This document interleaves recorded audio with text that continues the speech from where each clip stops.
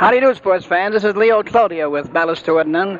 We're here at Stouffer's Inn in Cincinnati, Ohio today, and it's indeed a pleasure to have as our guest one of the great center fielders of Major League Baseball for many years, well known in our part of the country, played for the Boston Red Sox. I'd like to welcome to our show at this time the colorful Jimmy Piersall. Jimmy, you say you never had the chance to play in the World Series. Well, you may not have, but you certainly had some banner years with the Boston Red Sox.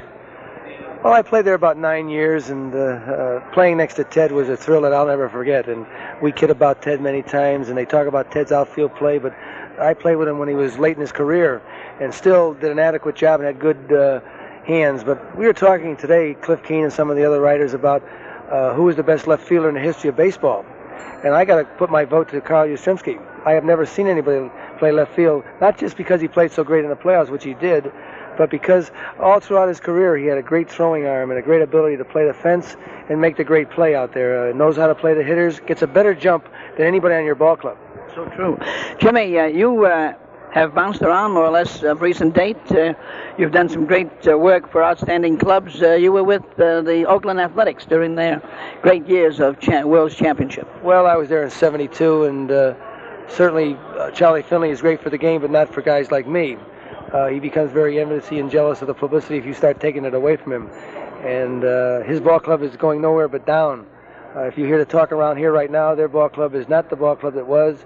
They've got a lot of problems and headaches, and we feel it could be a 4-team race if a couple of our teams in our division make a couple of good trades. Now, if we can get a center fielder, we're going to be right in there too.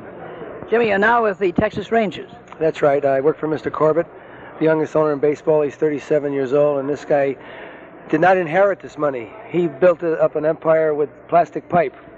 And Brad Corbett is a hard-working guy who loves the game of baseball, and I've learned an awful lot from him about pipe as well, because I do both. And I look forward to a long association with this organization. I've been 2 years, and being his assistant, I talk to him about the players in the league and our players and what we can do to better our club, and he weighs it and then talks to somebody else, and it makes it kind of interesting for me.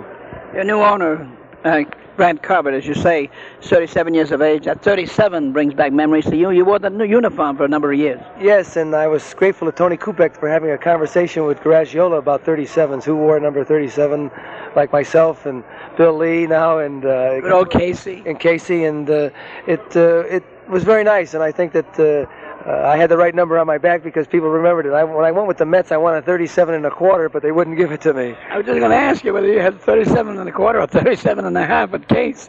No, I had trouble getting 34. I had trouble putting the uniform on. In 1963, the Mets, they used to tie down the uniforms because they were afraid they were going to steal them. Jimmy, it's been a pleasure talking to you and running into you here again today in Cincinnati, and I want to take this occasion to wish you, your new field of endeavor, and your health worlds of luck for many, many years to come. Thank you very much, and send my check for a new car for the president, okay? I'll send you the car. Thank you, Jimmy. This was an interview with the great Jimmy Piersall of Boston Red Sox fame for so many years, now affiliated with the Texas Rangers. This brings us to the end of With Malice to None for today. Until tomorrow at this same time, from Stouffer's Inn in Cincinnati, Leo Cloutier. Good day. Brought to you by Poster Fix.